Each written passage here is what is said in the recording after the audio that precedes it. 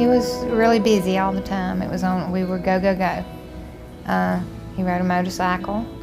We had a little karaoke business. And then his normal job that he had. He worked every day. Stayed busy. I mean, he really did stay really busy. He came home from work on that Thursday afternoon, and told me he was feeling bad. And he was a little congested, and I said, well, you're probably just coming down with a cold. So he, took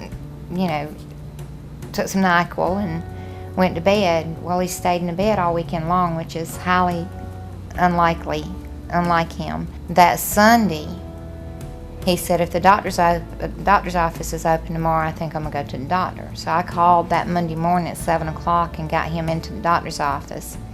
They did x-rays and gave him a steroid shot and a shot of phenergan because he had started being nauseated and throwing up and having diarrhea.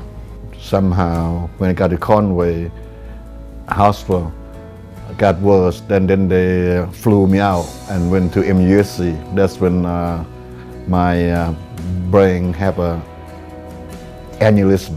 No, you had a hemorrhage. Hemorrhage, yeah. He was on the ECMO machine 21 days, and they were trailing him off. And shortly, he lasted an hour and 10 minutes after the trial off period. When they put him back on the ECMO machine, they were constantly checking his eyes. And about 30 minutes after they put him back on the machine, they checked his eyes, and one had dilated, which meant that he had a bleed. So he ended up having a subdural hematoma and a stroke, and they did a craniotomy. They came in and told me that I needed to consider making a final decision, that they didn't think that he was going to wake up.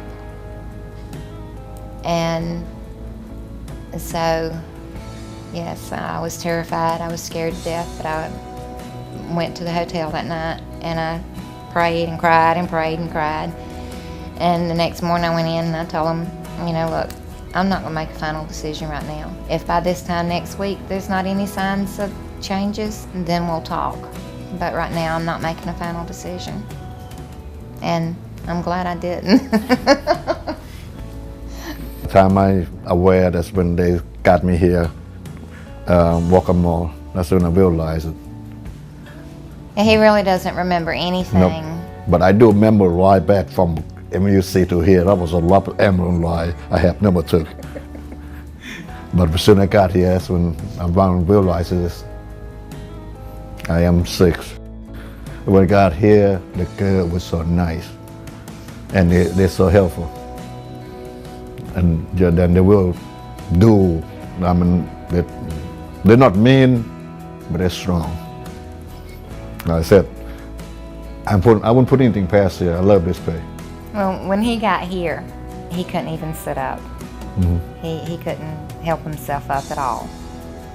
So within a week of you being here, he was sitting up and getting up into the wheelchair and doing a lot of stuff without them having to grab him by the waist. Help me walk and stuff. Let me do most of the stuff. Don't let me get lazy. Oh Lord, they didn't. But Jen is my therapy here. Physical therapy.